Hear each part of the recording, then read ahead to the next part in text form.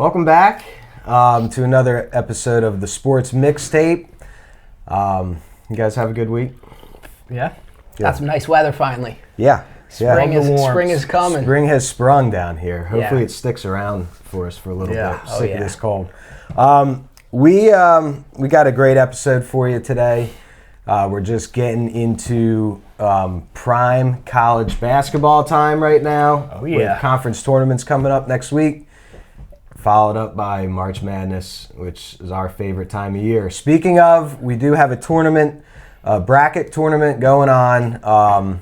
You could find the link on our Instagram page at the Sports Mixtape. We got a prize for the winner. Winner take all. Here's a prize for you retro video gamers. This has about 40,000 games on it or something. Video game. Everything you can imagine. So NBA Jam, Blades of Steel, Double Dribble, Ken Griffey Jr. If you can think of an old retro game, that system has Plug it. it right into the USB on your TV and you're good to go. Ready to roll. I'm sure anyone and everyone who listens to the show fills out a tournament bracket anyway. So it's free to enter. Go find the link. Go sign up. Give yourselves a chance. Do yourselves a favor and do us a favor. And see how you do against us. Yeah. See how you do against the professionals up here. Our brackets will be in there. And do us a favor and go to their YouTube channel and subscribe for us, okay?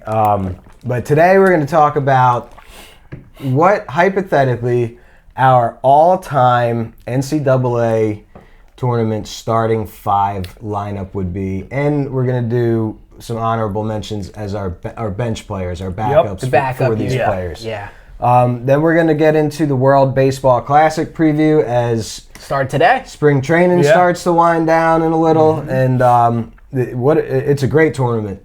We got teams from Great Britain now. We got teams from the Netherlands now. Yeah. Czechia, Team Italy. Czechia. I don't even know if I'm pronouncing it right, but I think there's a Czechian squad. But we all know that lost to Korea. We all know who's going to win. The USA. I think, beating out those butt slap happy Dominican Republic players. You gotta watch out. Japan. We'll see Japan. We got a lot. It's a lot of good talent spread across the world now. The last World Baseball Classic, you could not have pictured a more storybook ending.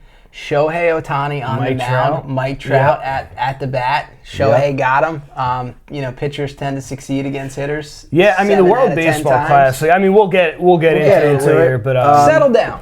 Yeah. Then I don't want to give it all away too soon. Then we'll round it up with an NBA team that's been on a heater lately, and a college team that's been on a heater lately. And an epic rematch coming up this Saturday between Duke and UNC. It's revenge time. Well, let's get it rolling. Let's do this. There may be a couple of those Duke and UNC players on these lists we have too. Yeah, I mean this to me was, we say it almost every week. Not only is the research fun, it's really hard. It was really hard picking your starting five. So the way I approach this, I'm just curious. I want to ask a question before we get started. So out of my 10 guys, we've got a starting five and a bench five. We went by position. I have 8 champions. I have 2 guys that were not champions, but I couldn't keep them off the list. But for me, I thought of this as okay, not just a numbers thing, but if I'm the coach, if I'm picking a schoolyard team, who do I want on my all-time top 5 teams? So some of these guys are going to be guys that you can maybe argue against. Do us a favor, put your top 5 starting lineup in the comments. Everyone's going to have a different list for this. There's so much talent over the years of college ball players. And we had a different game in certain eras. For sure. No 3-point lines in some eras. That may come up later on. Yeah. But so the starting five should be different. Like Brent said, it's imagine you're a coach, in the schoolyard picking your players. Got to have some chemistry on these teams. Yeah. My approach was heavily involved clutch performers in high pressure moments. Yeah. That was kind of the deciding factor for a couple of my starters. Yeah. So where are we starting? What position we rolling with first? Let's start. We're doing 2 guards, 2 forwards, and a center. let's go ahead and start with our guards. You know, most of the time they're the captain on the court. Oh yeah. We'll go ahead and I'm chopping at Jimmy. the bit. I'm chopping at the bit here. Let's let Jimmy take the wheel on this one, though. Yeah. This is actually a tough choice for my point guard, but I ended up going with Kemba Walker. It's a great choice. Hey. UConn 2011. Now, my list, a couple of the guys I didn't necessarily witness play, but I tried to get guys in there that I had watched play. But Kemba Walker, 6 NCAA tournament games in 2011. 23.5 points per game, 6 rebounds per game, 5.3 assists per game, 1.5 steals per game. If you remember him, it just seemed like he was hitting shots from all over the court. Well, even like the lead up to the tournament, didn't they win like 5 in a row in the Big won East? 5 games in 5 days in the Big East tournament. The Big East is no longer what it was. The Big East back in the day Syracuse, was St. John's, Syracuse, UConn, Villanova, Providence. I mean, this was the stacked lineup in he college hit it was like the semi-Ivy League. It was the SEC of basketball, for those years. Yeah, Kemba in that tournament that's where that run started against Pitt. He hit that step back 3, I believe, to win the game, and that kind of just set it off for Kemba and UConn.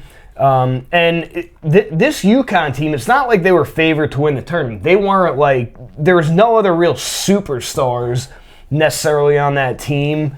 But they were a 3 seed in the tournament and had 9 losses on the year. So he completely carried this team during this tournament. But it's a great pick. Yeah, he averaged 40 points per game, Final Four most outstanding player, Cardiac Kemba.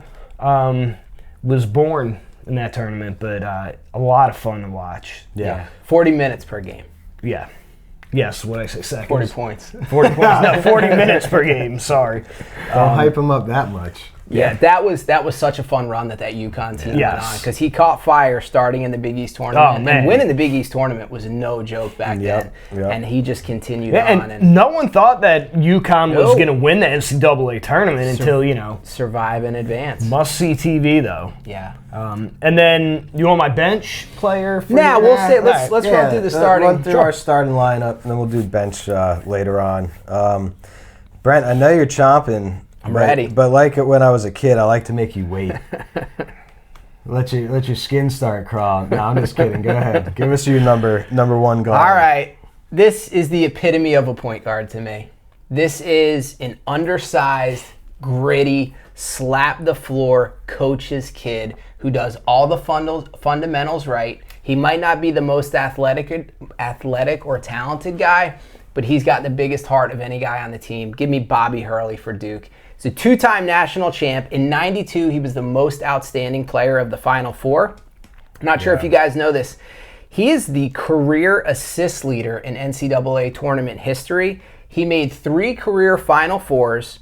He's also the NCAA all-time career assist leader. Wow. I want a point guard who's a pass-first guy and a guy who plays defense. And what Bobby Hurley was known for, his motor, his cardio. He would pick guys up 94 feet, full court defense, scrappy. 202 career steals. As an undersized, he was listed at 6 foot. Again, his dad was a legendary high school basketball coach. Hurley grew up in Jersey City. That's a tough place. Grew up breaking his teeth there. So I've got Bobby Hurley as the starting point guard on my all-time team. I like it. I got a feeling you're going to be Duke heavy on your starter lineup there. This first team's got a couple. Yeah. All right. Well, you said it, Brent. You wanted yours to be a pass heavy guard. How about a 6'8" pass magician of a guard? Oh yeah. Let's go with Magic Johnson. He's my captain of my starting team. He did it all. Right here. Oh yeah. 6'8", first of all. He had handles like Jason Williams. He passed the ball like Jason Williams. He created just like a magical style of play. He floated across the court, was the master of the transition game. Got moving down the court on those fast breaks and some amazing behind the back passes, all kinds of stuff. He could shoot the ball. He could play in the post. He could play center. He could play every position on the court and be efficient at all of them. Absolutely. In his 2 seasons at Michigan State, he averaged 17.1 points a game, 7.6 rebounds, and 7.9 assists per game. That's a pretty good stat line. It shows he wasn't a selfish college ball player. He put the team first. More assists than he could have probably averaged 25 points a game if he wanted to. Yeah.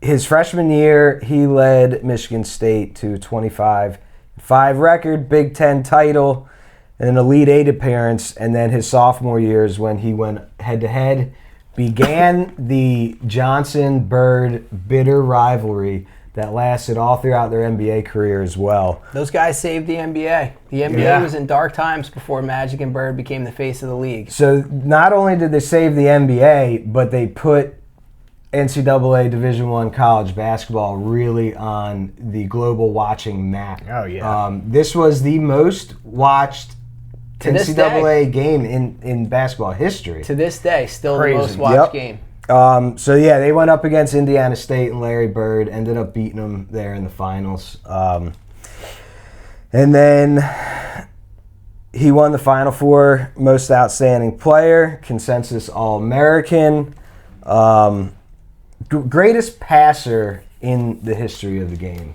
I think. And for us, we got to watch the tail end of his professional career. Yeah. Watch him in the Olympics. I would have loved to watch him, young in the league. And just his basketball IQ and his leadership, that's what I want for my starting guard. And I like to always, when we do these lists, I always like to say something interesting that's off the court or off the field, but we all know what the interesting fact is about Magic Johnson. Yes, we do. All right, Jay, who is your number 2 starter? All right, my number 2 shooting guard. So you'll notice I went heavy on guys that put up points. My team's just going to put over 100 points on you every game. Give me some Jimmer Fredette. Oh, okay. Jimmer Fredette, BYU, 2011. The direction that your team is going, I think it's going to be consensus that my global team just destroys your team in a one-on-one. No, you're not going to be able to keep up with these points. Jimmer Fredette, 2011, 32.7 points per game, 5.7 rebounds, and 3.3 assists. Man. Dude was electric. He was known throughout the season for he almost started he'd get to half court and almost take a shot. He would shoot the ball from anywhere on the court, and he just put in buckets. But 32.7 points per game that year. That ranks among the highest tournament averages ever. Every BYU game in that tournament became must-see TV. People wanted to tune in and see what Jimmer would do. Now, this is one of the guys I had. They did not win a championship.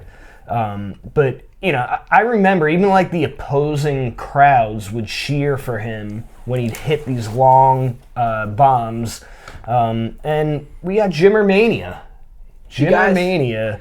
You guys ever see the YouTube clips where Jimmer dresses up as an out of shape, puts on a mask and a belly, go to street courts, and goes and shows up at a college he's trying to walk on? I think you got to check him out on YouTube. He goes and shows up, and he looks like a 40-year-old beer league softball dad, and he gets out there and he just starts giving these guys buckets, and they all start going wait a minute, what? Jimmer he was so much fun to watch, that dude, and never really made a dent in the NBA, but give me that guy on my team. Yeah. Very nice. All right, Brent. Well, my shooting guard, I don't think it's possible to put together a starting 5 without Michael Jordan on it. I mean, it's the mistake the Monstars made. Yeah, even though Jordan was retired at the time, they didn't take Jordan's powers, and look at what happens when you don't have Jordan on a top 5. Here's the reason I have MJ. Drexler should have been one of the Monstars. Here's the reason I have MJ. 2-time All-American.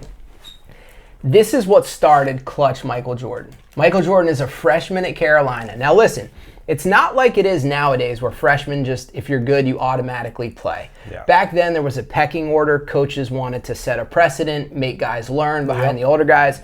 So Jordan transcends that, getting playing time, scoring as a freshman. They decide to go to him with the final shot against Georgetown in the championship game. Jordan drops 16 points in this game, 9 rebounds. He hits the clutch buzzer beater, which I think is what creates the clutch monster that Jordan becomes throughout his career. Yeah. So I've got MJ as my shooting guard. You can never go wrong picking MJ for anything. No, it's a pretty chalk pick, but if I'm running a team out there, Jordan's going to be on it. That's my shooting guard as well. Yeah. His averages of numbers, for his career weren't near some of other college players, but clutch performer. That's what I want as a coach. Yeah. He's the guy who's taking the final shot no matter what. Yeah. He's the best basketball player to ever live. And I think Jordan really fit in. It just goes to kind of show, Jordan's coachability in college. He fit into Dean Smith. Dean Smith played a very team-oriented style basketball, and Jordan molded into it. He was like anti-Carolina too, and it was Dean Smith, who really paved the way for Jordan and got him there anyway. Yeah. But yeah, he was like a 17.7 points per game. That's not blowing anyone's minds, but no, but he made the shots that counted. And the hardest worker on the court, and especially even in college, that's what you want to see from your college players. Just you leave everything out on the court. It was a bit of a slower game back then too, so guys weren't lighting up the scoreboard like they do nowadays. But he swept the major awards for National Player of the Year across the board. 84 ACC Player of the Year, ACC Rookie of the Year, and then.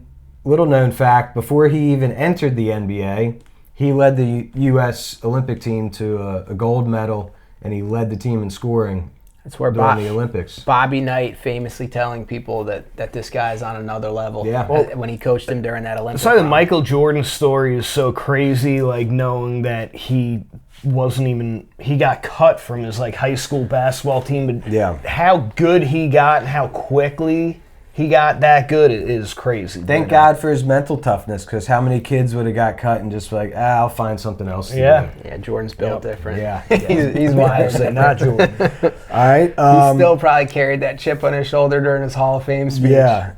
Let's move it along to our forwards. All right. How about as your starting forward? All right. I think my small forward, I went with a guy from Michigan. Glenn Rice, 1989. All right.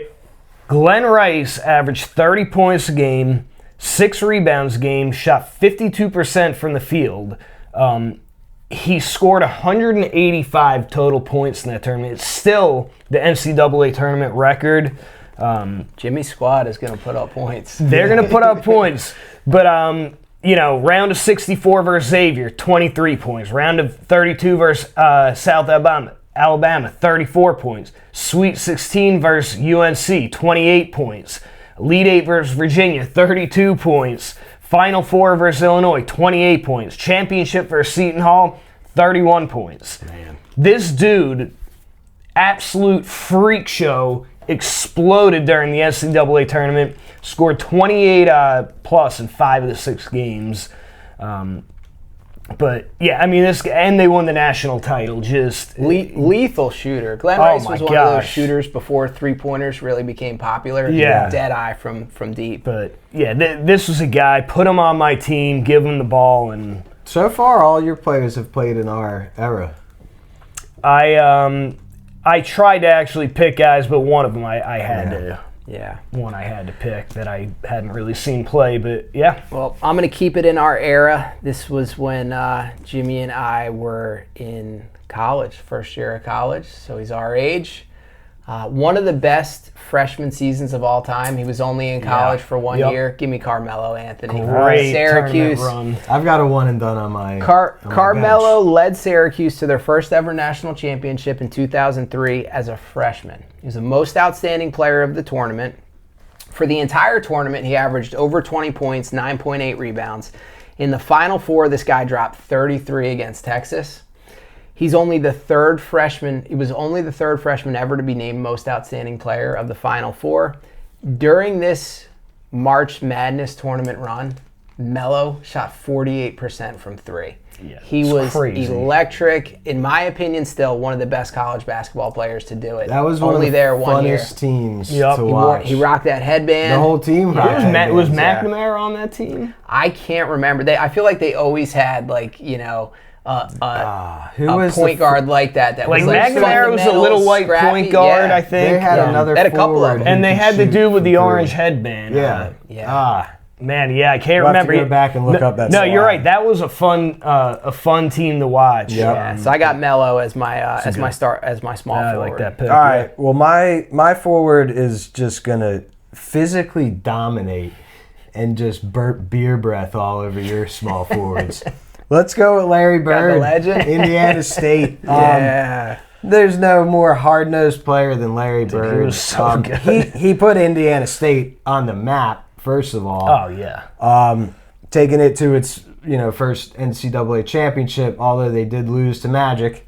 But what a feat he did there! 81-13 record his whole season there, including 33-0 start that year. He took them to the title game. It was their only loss. So only team to ever. That was Indiana State's first ever tournament appearance, and they made the finals. The only team to ever do that. They, in 79, Player of the Year in 3 seasons. Now, this is back when freshmen still couldn't play varsity, so you were a scratch your freshman year. Yeah. You only had 3 years of varsity eligibility. Yeah. A handful of my players had that same problem, but 2,850 points in 3 years, 1,247 rebounds, 30 points per game. That's impressive. Yeah. 13.3 rebounds per game. He averaged a double-double. 53% field goal shooter at what? He was like 6'9". Yeah. He was a big guy. 3-time All-American. But here's some of my interesting facts about Larry. After he went to Indiana University first, and it didn't work out for him. So after dropping out, he went home for a year. Most of the time, you're college age. You go home to reestablish yourself and have fun, right? Nah, he picked up a garbage man job. He became the garbage man for the county. But he said he loved this job so much because it gave him like a sense of actually doing something for his community. You guys remember Men at Work? Yeah. Dude, that's so funny. I just mentioned that to my brother today. Here's another little interesting fact. Bird was actually left-handed. He did everything in his life left-handed. He taught himself how to shoot right-handed as a kid because the space that he practiced in, the goal was like offset to the right, so he practiced nothing but right hand. Now, if you guys know the story of his famous left-handed game, Of course I know it. In the NBA, Of course. later on, just out of boredom, he goes and says, all right, I'm going to play a whole game with my left hand.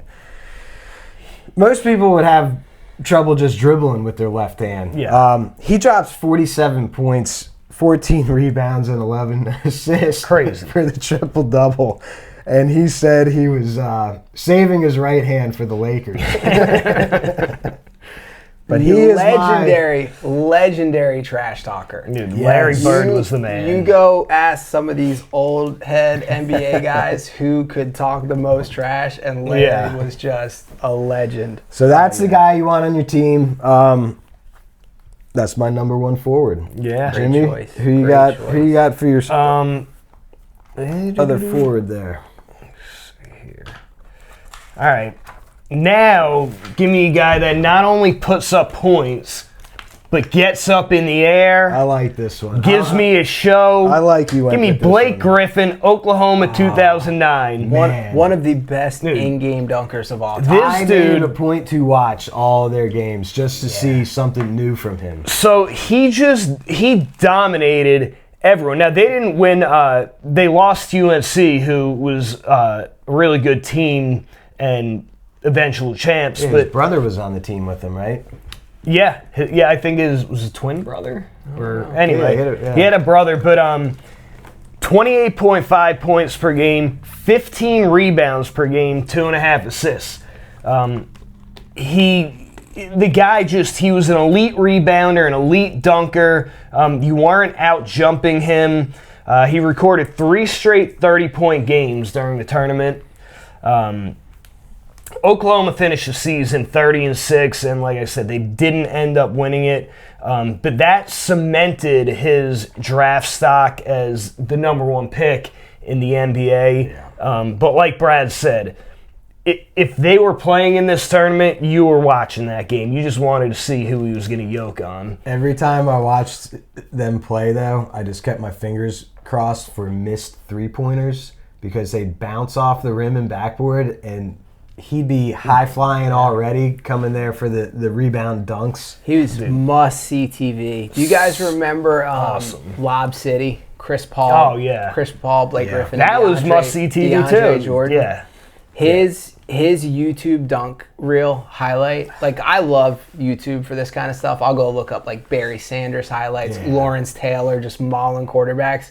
Blake Griffin's YouTube montage of dunks is incredible. Yeah, this was a guy. I actually had someone else, and I thought of Blake, and I started looking up. I was like, I just got to put him on there. One of my favorite guys to watch in college. I like that. I like that there's not a ton of overlap so far. Just the Jordan. Told you, everyone's a different team. Yeah. All right, my power forward, again, you probably won't be surprised here. In my opinion, one of the greatest college basketball players of all time. Got to go Christian Laettner. Yeah. He holds the record for most NCAA tournament games ever played at 23 and the most points in the NCAA tournament for a career at 407. Two-time national champ in 91 and 92. Made 3 finals games. He is the only player to start in 4 straight Final Fours. Wow. Made the Final Four every year he was at Duke. That's crazy. Being Final Four 4 times. Dominant. 2 of the most iconic shots in March Madness history. He's got the one that we talked about last week against Kentucky. Yeah. The shot, catches it at the free throw line, turns, drains it. But the year before in the Elite Eight, he had a buzzer beater against UConn when they won their first national title to get into the Final Four. This dude was so clutch. Final shot against Kentucky, final shot against UConn, and then we talked about that dominant UNLV team from the year before that Duke knocked out in the Final Four. They were on like a 43-game winning streak, and who hit the game-winning free throws? Knocked him down with ice in his veins. Christian Laettner was so clutch, so much so, I'm going to repeat this from last week. In that game against Kentucky in 92, the dude was perfect from the field. Yeah. 31 points. He was 10 of 10 from the field, 10 of 10 from the free throw line.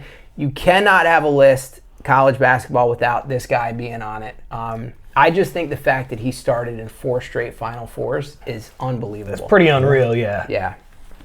No, that's a good one. I mean, he's a guy that definitely deserves to be there. Either loved or hated. And honestly, in doing the research for this, I pulled up the ESPN 30 for 30. I rewatched the I Hate Christian Laettner. It's a great documentary. Oh, yeah. Because people thought he was this like privileged kid. He grew up lower middle class. His mom was a teacher. His dad worked at like a printing press. Yeah. He just carried himself with some swag, and on the court, Duke has that. People either love or hate Duke. When you're good at what you do, you get haters. Duke's like the Yankees of college basketball. Yeah. All right. My other forward, I'm going to regret saying this because he is a Tar Heel. Oh, Jimmy, you're going to like this one.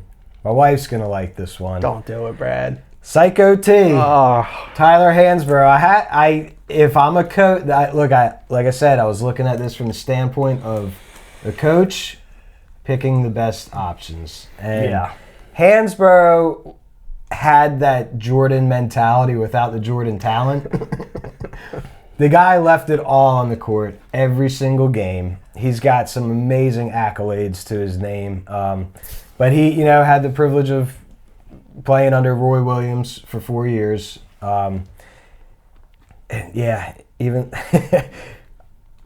Even though I have always rooted against him, he still made my list. He was a freak on the court. He was a guy that you'd love to have on your team. If you need a guy flopping around out there, then he's the perfect guy.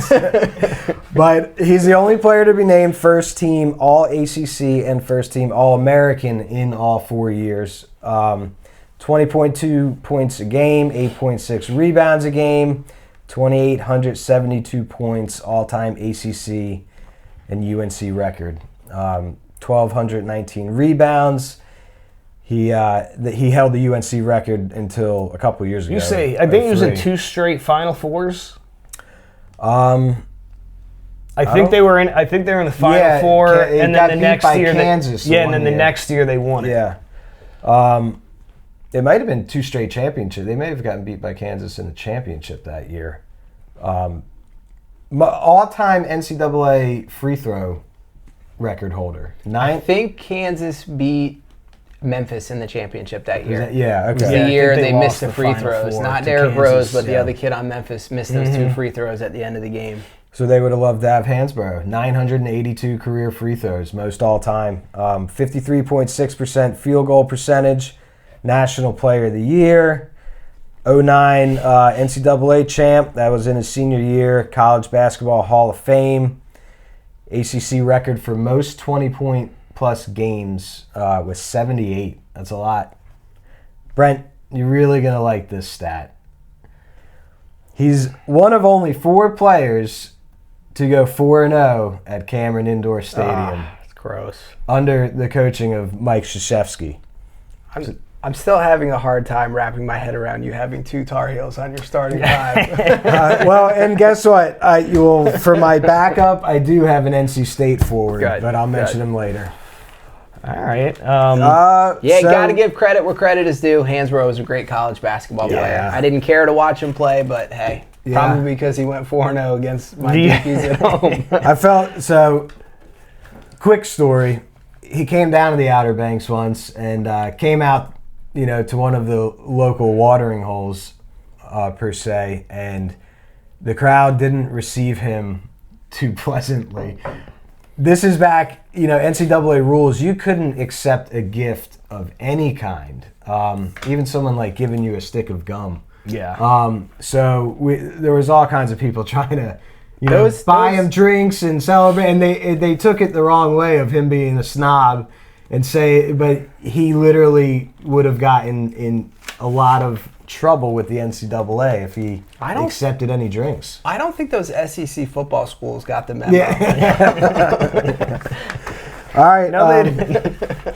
Move it to the number 1 center. Your Big starting man. center. We should all have the same guy on this one. No. Oh, I don't know, but I had to go. Give me Bill Walton. That's a great. All right. That's a UCLA, great 72 with the tie-dye and 73. He came out of the locker room probably with smoke pouring out from behind him, but this dude was so dominant. 2 national championships, 72, 73. 2 Final Four Most Outstanding Player awards. Both years combined in the tournament, he averaged 20.3 points and 15.7 rebounds. This guy out-hustled people on the boards.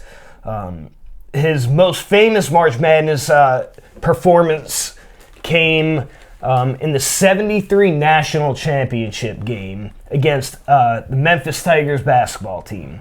All right, Walton's stats in that game: 44 points, 13 rebounds, 21 of 22 shooting. Shot 95% from the field. Man. UCLA won 87-66. Look, this guy, he was just dominant both years in the tournament that they won. And, also UCLA, they went on a 38-game winning streak with him on the team. But yeah, they were basically unbeatable when he was healthy. Yeah. He had to have been Will Ferrell's inspiration for his role in, gosh, I'm Jackie sure. Moon? Yeah, Jackie Moon. Sure. That's a great Yeah, choice. and Bill Walton, he turned out to be a little kooky, but he was amazing. Besides maybe Jokic now, who I think is the best passing big man of all time, Bill Walton had that for years before. Yeah. Incredible vision, unbelievable passer. Unfortunate, had injuries, and still had a great NBA career. Won titles with Portland, won a title with the Celtics. I don't know how he got CTE from playing basketball. I don't know if that was CTE. I do. Yeah, I do love listening to him though. Broadcast games. Nah, Bill Walton, he was funny to listen to for sure. Yeah. All right, Ben. I've got another UCLA center. I've got Lou Alcindor, later known as Kareem Abdul-Jabbar. You have to. I'll just say one thing, and then I'll say two things, and I'll let Brad take the reins on this. 3-time champ, like Brad already mentioned, you could only play varsity for 3 years back then. Yeah. He averaged over 30 in the championship games, and this is how dominant Lou Alcindor was. While he was in college, they banned the slam dunk. They banned the dunk. Yeah, He made college basketball boring for the fans. Yeah. Incredible career at UCLA under the legendary, one of the all-time greatest coaches, John Wooden. Yeah. Great man as well, leader of men. Lou Alcindor. I've got some more stats, but I know you got him too, Brad. 3 Final Four MVPs. Yeah. 3-time National Player of the Year. 56 points he put up in his varsity debut. Wow. Just broadcasted himself and said, "Here I am." My favorite thing about him, unfortunately, we never got to watch him play live, but that sky hook. Unstoppable shot. Unstoppable. He could hit it from 15 feet out. He was so accurate with it, but he was also ambidextrous with it. He could go left-handed, right-handed with it, and he averaged about the same from both sides. Yeah. But it made him completely unguardable at 7'2", and then the wingspan to release the ball at the top of a sky hook. You weren't stopping Nobody's stopping that shot. I've always wondered why someone didn't go to him, one of these big NBA guys, and develop that shot. It's an unguardable shot if you're a big man. Yeah. Could you imagine if Shaq had that Tim Duncan could his do bag? it a little, but yeah, not like that. Not like him. I mean, I think it's such an unusual shot, to really get down, because you could perfect a shot straight forward, but that is kind of like an unorthodox shot. Yeah. In that 69 title game, he dropped 37 points, 20 rebounds. I mean, guy's a freak. 7'2" is just perfect picture of, size matched with finesse. Yeah. He had a ton of finesse in his game. In his NBA career, even, he set records for most assists at the position for a while. But a couple interesting facts. One, my favorite, is his relationship with Bruce Lee. Training under him, becoming a master. Enter the of Dragon. the arts. Yeah, they were in a movie. He became a government official.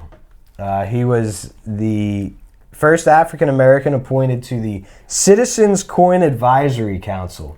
These are the people who decide what gets put on our currency. And then another interesting fact, he's a published author. He wrote or co-wrote a novel, Mycroft Holmes. Did you know Sherlock had a brother? Because I didn't. Nope. But Kareem was just a master of the craft. Oh, yeah. And he's my starting center. Yeah, so, with our starting lineups, everyone comment, please, whose team is going to just dog the other two teams? You have the NBA Hall of Fame team. We all have very different. They did play college ball, though. So we do have bench players. We had two overlap, me and Brad. Yeah. Shooting guards and our centers. There was a few, and there's a couple guys that didn't even make my bench, but they could have been on the starting five too. So do we just all want to say our bench on one team? I like my bench squad. So do I. Yeah, I like my squad. I got a few things written down on some of my bench players. How about we'll go in reverse order on this one. Sure. Yeah. One of my backup guards got to be Oscar Robertson. One of the greatest basketball players of all time. University of Cincinnati. Again, played in the time of you only get 3 years eligibility to play varsity. Over those 3 seasons, the Big O led the nation in scoring every single year. Accumulated 2,973 career points, 33.8 points a game. Third highest in NCAA history, and 15.2 rebounds per game. The guy just dominated all aspects then. He was a 6'5" guard, so he was like Magic before Magic. He could handle the ball, do it all. 3-time National Player of the Year. The original Mr. Triple Double. Yep. Big O. And the award, the National Player of the Award trophy now is the Oscar Robertson Trophy in honor of him. Consensus All-American 3 seasons. But in his first varsity game, another one with a huge varsity debut, just like Kareem, he put up 56 points at Madison Square Garden. Ooh. What an arena to do it in, too. I'm here. And this was in a time, none of our other players that we mentioned even had to battle extreme racism, segregation, the distractions of all that. He couldn't even stay and bunk with his teammates and stay in the hotels, anything like that, which was, obviously a tragedy for anyone back then. But 79-9 record all time, two Final Four appearances. But another floor general. I got to keep it with the floor generals. Yeah, good pick. All right, I'm going with North Carolina's own. We got to bring a Cinderella into the mix here. My backup point guard is Steph Curry from Davidson. Based on the 2008 tourney run, he took 10th seeded Davidson. That's my bench player too. We're talking Davidson here, all right? Davidson. No one else on the This is not like an NC State or nothing. Not a knock on NC State or like back in the day, like when St. John's had some down years. Like Cinderella teams that still occasionally make the playoffs. This was a tournament. Small school. Yeah, they weren't. Steph was the only guy of any name recognition. They would have never sniffed that tournament without him. And he was probably 3 inches shorter in college than he is now. So much fun to watch play basketball. In this tourney, he averaged over 32 points over the 4 games. Jeez. He broke records that year. This was before, Steph Curry changed the game. Yeah. He changed the game. He changed three-point shooting. You go pull up at a young gym nowadays, and all the kids are launching threes because of Steph. He broke records that year with 23 three-pointers in the 4 games in the tourney. He averaged 3.25 steals per game in that tourney, and they lost a heartbreaker in the Elite Eight, 59-57 to the eventual champion Kansas. His junior year, they got knocked out in the conference tournament, so they didn't make it to March Madness, but his junior year, he led the nation in scoring with 28.6 points a game, and I'm telling you, he used to give Duke and Carolina buckets when Davidson would play against them. It was almost like, okay, you guys didn't want me. If you were a Duke or Carolina fan, you kind of knew about him, but he really, in that tournament, the world got to see, Steph Curry, and obviously he's still, to this day, one of the all-time greats in the NBA. So you got too? Yeah, Steph Curry, yep. One of the most fun athletes, in my opinion, to watch play sports. He's, you have those guys that, I'd say Randy Moss is another one. They make what they're doing look effortless and easy. Yes. They can just roll out of bed. And I know it's not the case. I know there's a lot of hard work behind the scenes and training. But when he's out there playing, you talk about the definition of a flow state. Steph Curry is flow state. And can I say that how there were teams that didn't think he would be a good NBA player because of his height. I guess he was like a skinny dude, but when someone could shoot lights out like that, who cares? Ricky Rubio and Johnny Flynn were drafted before Steph as point guards. In that draft, he was the 3rd point guard taken. The way he moves without the ball, it's like he's a running back, having to go through screens and all that. That tournament, he showed every NBA team, all right, this is what I'm going to do, and they still didn't believe it. But Steph Curry, so much fun to watch. The baby-faced assassin. Yep. Yeah. Well, he came from damn good stock, too. Oh, yeah. Oh, yeah. Del Curry. I had another guard, Pistol Pete. You can't have him not on the team somewhere. Oh, yeah. LSU for another 3 varsity seasons. Yep. That's it. All-time career points for NCAA. 3,667. This was before there was a three-point line. Yeah, this guy put up Listen points. to this stat. I'll be quick on him. You gotta Google him. Look at all his Pistol accolades. Pete. You gotta watch before Brad says this stat. If you can find it, it's very hard to find. There is a movie called Pistol. Yep, Like great the making movie. or the legend of Pistol Pete, and it talks about his background and his dad. It's worth a watch. This is an outrageous stat. 44.2 points per game is what he averaged. People have done research, not us, we don't have the time, to estimate if there was a three-point line, and not to mention no shot clock back then either. So these were like long drug-out games, slow-moving. He would have averaged 57 points a game with a three-point line in 3 years of college ball. Yeah. It's outrageous. It would have been like over 5,000 points, career points. So the numbers speak for themselves on Pistol Pete. Plus, his ball handling forget skills. the numbers. Yeah, Just watch his watch dude play him ball. dribble. He was I like mean, a Harlem Globetrotter yes. out there playing. Plus, playing compared to ball. all the guys back then, the things that he could do, no one even thought about. Here's an interesting fact, and my fellow NC State fans, this breaks our heart. He originally was set to go to NC State because his father coached there. And he wanted to go there. He didn't. So he was like the Forrest Gump of college basketball. He couldn't meet the required 800 SAT score that the ACC held as a standard, not just NC State. So he had to settle for LSU, the Bayou. Yeah. So his dad actually went down there and took the coaching job at LSU to coach him to the most prolific college basketball career ever. Yeah, those SEC standards are just they've always been a little bit lower. That's not a good look for LSU, even in 1970. Yeah. The way he played basketball was so fun. Here's so another flashy and fun. Another interesting fact off the court. He inadvertently predicted his own death. So he's probably like 3 years into the NBA, and he's getting interviewed, and he says along the lines of, I don't want to be one of those players who plays 10 years in the league and then dies of a heart attack at the age of 40. Well, he played 10 years in the league. He died in a pickup game from a heart attack at the age of 40. Wow. It's crazy. All right, how about you got another guard? Shooting guard, yeah. I'll just say I had Magic. Okay. As my other guard, which was already said. But.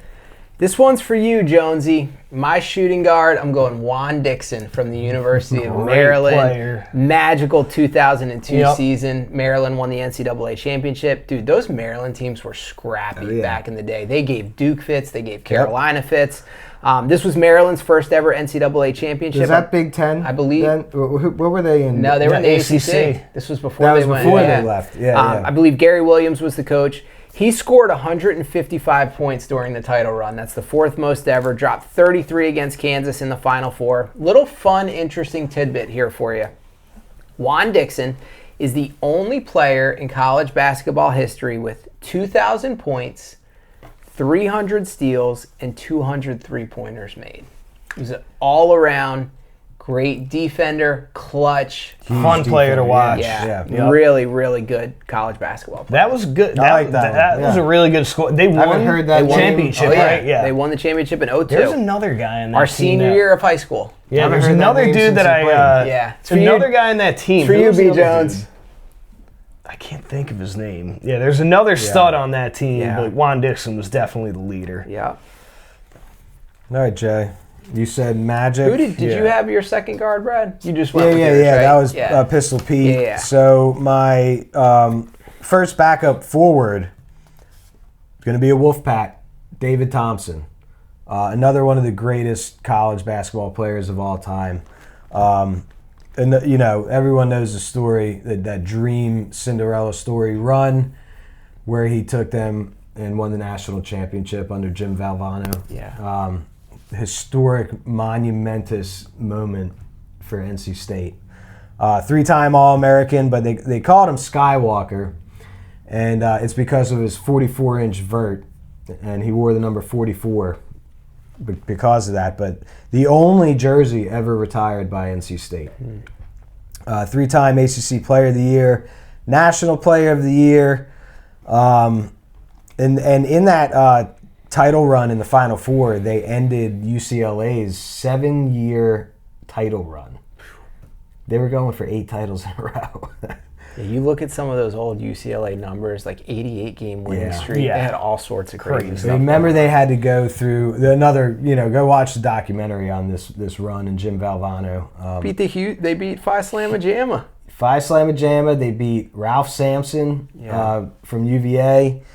And this was, at the time, there was no at-large bids for the tournament. They expanded the tournament after this one just because of NC State's Cinderella run. So you had to win your conference championship to get in.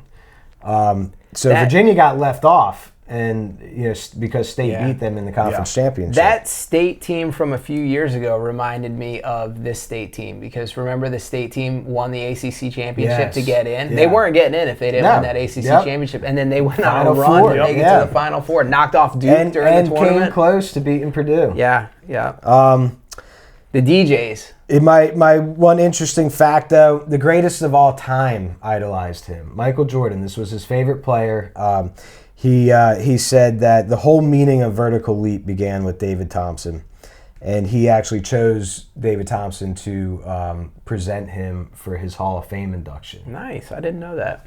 I like to give you guys stuff you don't know. Brad goes into the nooks and crannies with his research. I love it.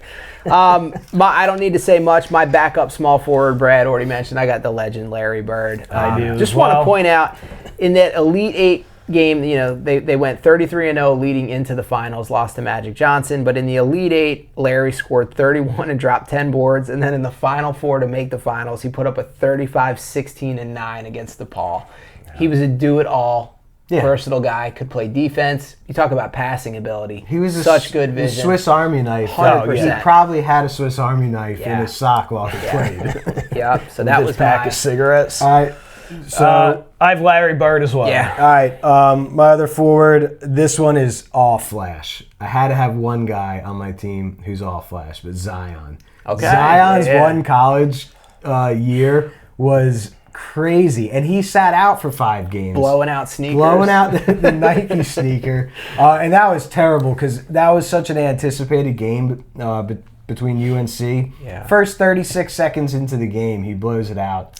Could have had something to do with his size. And I then don't know. Didn't get to play him again at the end of the year because he was sitting out until the ACC tournament to come back and play. Which that game he came back 13 for 13 from the floor. Yeah. But this guy could take off from anywhere on the court. One of the most exciting dunkers I've ever you seen got out of his way. If he was charging at the rim, you weren't standing in front of him. He could shoot the three. His second jump, his ability to go up for that second jump rebound without having to take a step, it was like he had springs in it. It was like when he leapt in midair, there was like a solid another step, and he would step off that again. Yeah.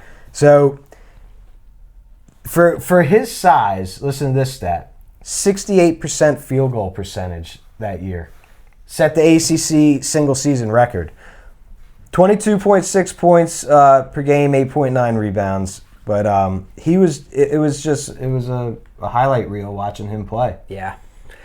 Well, that's going to peek right into my power forward because we're going with another athletic freak, Grandmama, Larry Johnson on that UNLV squad. 6'7", 250. He was the 91 College Player of the Year. He was the engine of that 1990 NCAA championship team that drubbed Duke by 30. It was not even a game in the finals. He dropped 22 in that game, 11 rebounds, 2-time All-American, freakish athleticism. His dunk reel. That UNLV team had some dogs. My favorite guy to play with on NBA Jam. Yeah, him and Alonzo. Yep. Yeah, so I got Larry Johnson as my backup power forward on the squad. I have Tyler Hansborough. Got to. Brad mentioned it earlier. Guy would get bloodied up teams hated him. They just come at him with everything: elbows, shoulders, knees. Get knocked down, but get right back up, and he was just a beast out there. But Tyler Hansborough is my bench player. All right, center. I got one backup center. You all know who it is. It's the Shactus. Shaquille O'Neal was a dominant force in the NBA and in college. LSU for 3 seasons, 21.6 points a game, 13.5 rebounds a game. Now here's the stat though. 4.5 blocks per game. He was a block machine. But for how big he was, everything was a dunk or a layup. So 61% field goal percentage over 3 years, which is huge. Hey, let's not forget, young Shaq could move. Oh my God, yeah. Yeah. It was before like he had all that weight on him. That was like young Barkley back in the day. Young Shaq could get up and down that court. But National Player of the Year, 2-time consensus first-team All-American, SEC Player of the Year twice. Led the NCAA in rebounding in 91 with 14.7 a game. But in 92, led the NCAA with 5.2 blocks per game. It's hard to get 1 block every couple of games. Yeah. But LSU retired his number 33. He set the NCAA tournament single game block record with 11 blocks in 1 game. That was against BYU. That's crazy. LSU record holder for career blocks, 412 blocks in 3 years. Single season blocks, 157. Single game blocks with 12. His career game, 53 points, 18 rebounds, and number 1 overall pick. Not to mention, the guy's a master at everything he does. Yeah. Karate, policing, movies, acting. Brilliant businessman, too. Kazam! Brilliant businessman. Dude, he owns like 1,000 businesses. Yeah. He owns all kinds of stuff. He owns the rights to like Elvis Presley's images and Shaq Marilyn is on. Monroe. He's on so many commercials. Icy Hot, the General, car insurance. He's on so many different commercials. All right, my backup center, Jimmy already mentioned him. Don't need to say much more. Bill Walton for those UCLA teams. 2-time champ, 2-time most outstanding player. Yeah, I got Bill. My backup, David Robinson. The Admiral. Yeah. Midshipman. Naval Academy guy. 2 years in a row, he had a 50-point game. We got David right here. In the NCAA tournament, but the guy just probably one of the smartest centers ever to play the game. Just the guy that I want on my team to anchor everything. All muscle, too. Yeah. David Robinson was just lean, quick twitch, legit center. Well, all great teams that we picked there. That was a fun trip. Yeah.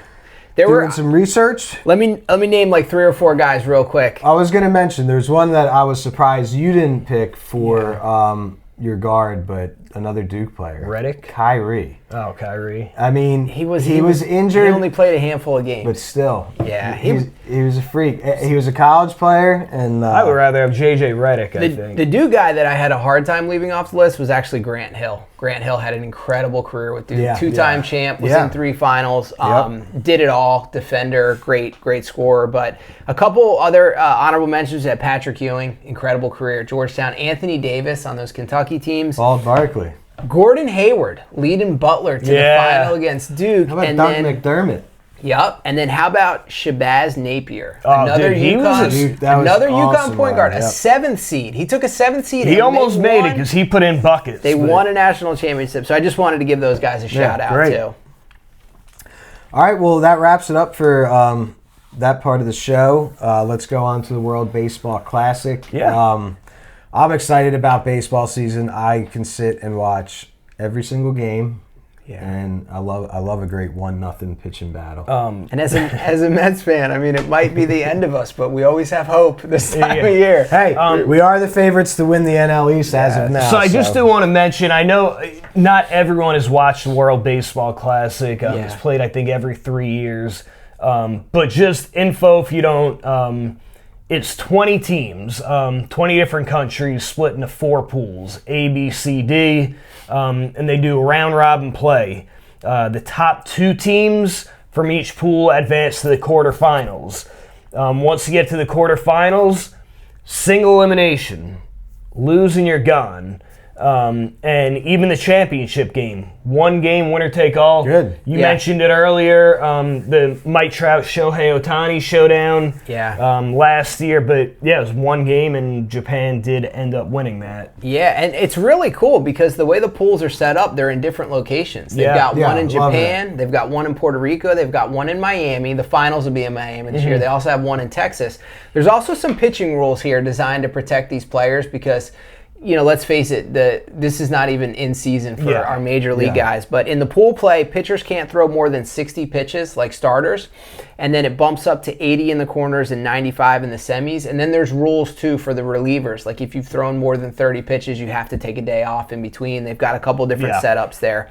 But it really is a fun layout. And, you know, there's really 3, maybe 4 teams that I think could actually win this thing. The U.S. are the betting favorite. They're minus 110. Japan second at plus 330. The Dominican coming in at 4th at plus 450. And then you got to take Venezuela as a sleeper in there as well. Ronald Acuna Jr. The U.S. is I think they're looking to avenge that loss to Japan. They've got a loaded stacked. The pitching staff alone. We've got Paul Skeens, Skubal, Logan Webb, Nolan McLean from the Mets. Now, some of these guys, I believe, are only going to throw in pool play. Mark DeRosa has said he's trying to set the pitching around when they're going to be making their first starts for their major league teams.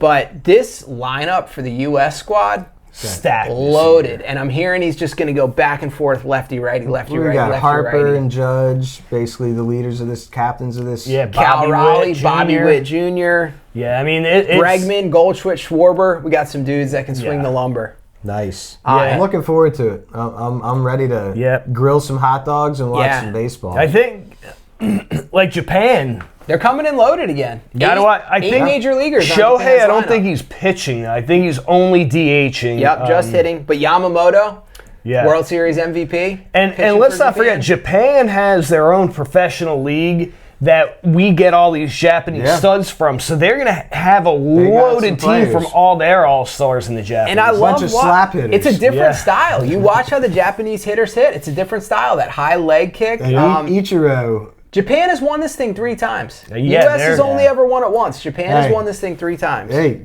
take it all the way to the Little League World Series. Japan's dominating in that now, too. And the Dominican Republic, though, also has a loaded lineup. You got Vladdy Jr., Soto, Tatis Jr., Machado, Julio Rodriguez, Ketel Marte. Pitching, we got Alcantara, Christopher Sanchez. The Dominican's going to be a team to reckon with as well. Yeah. And the thing that I love about this, too, speaking about Little League, in the pool play, now, like Brad mentioned in the intro, we've got teams from lesser-known baseball countries, like Canada's got a team, Australia's got a team. Yeah. We've got the mercy rule in effect, Yeah, where you can end the game, I think, after 7 innings if a team is up by 10. Is France in this? I don't know. So I'm going to run through the pools real quick. Yeah. Pool A, San Juan, Puerto Rico. You got Canada, Colombia, Cuba, Panama, and Puerto Rico.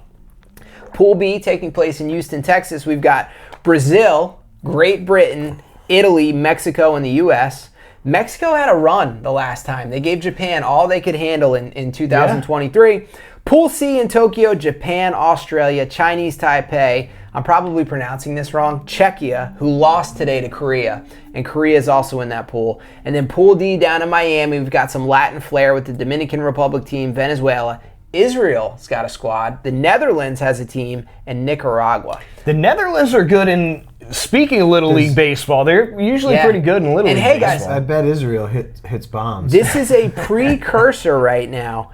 Baseball will be back in the 2028 Summer Olympics. Yes. Baseball's coming back to the Olympics. And are we putting pros in it now, right? Oh, yeah. Yeah, guys are going to have a chance that was win the a gold game medal. changer for us with hockey, too. Yeah. Yep. Yeah, it should be fun. Like you said, I'm excited to watch some of this.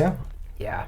All right, baseball season right around the corner, guys. Opening day is what, April 1st? No, end of March. March? I think March 25th is opening. Opening night is March 25th. Yankees, Giants, opening day, the next day, March 26th. Well, let's round it up. Let's talk about a little bit on the NBA, but a hometown, Charlotte Hornets, man. Charlotte's getting it done right now. They are fired. If anyone, like I did, kept my LaMelo Ball rookie cards that I got graded, pull them back out. Trade him for a Con Knipple, because that kid pull them is back balling. out, though. Yeah. Charlotte just whipped up on my Boston Celtics the other night. They've won 16 out of 19 games, 32 and 31. They're floating around that 8 seed right now. The East is up for grabs. This has been one of the most efficient scoring teams in basketball over the course of the last 30 games or so. A lot of really good young talent. Con Knipple, as a rookie, if you look at his shooting stats, historic. He's shooting over 44% from three. He's dominating everyone. Brandon Miller is a dog. That dude can play. They've got Kobe White on there, ex-North Carolina kid. LaMelo getting some minutes. I'm not necessarily saying for this year, but Charlotte is very close to being a really good team, and they have been really bad for a long time. And they're a really fun team to watch. They got great chemistry. They love giggling with each other on the court. Let's talk about another team that's been on a heater in the great state of North Carolina here as well. I don't even want to talk about it because last Saturday, Wolfpack, you took a beat down. Ever since the wake-up we got from Carolina, Duke has been on a mission. They knock off number 1 seed Michigan. They beat Notre Dame by over 40. They beat UVA by 20. Everyone's telling me, well, this UVA team plays defense. Well, yeah, maybe, but they don't score. No. And then NC State, we just put a hurting on them by 29. Yeah. Big revenge matchup coming this weekend against those Tar Heels, and then the ACC tournament starting up soon. For the sake of the rivalry, I do want to see Caleb Wilson back in the lineup. For Carolina. Yeah. And Visar's back. I want to see both these teams at full strength.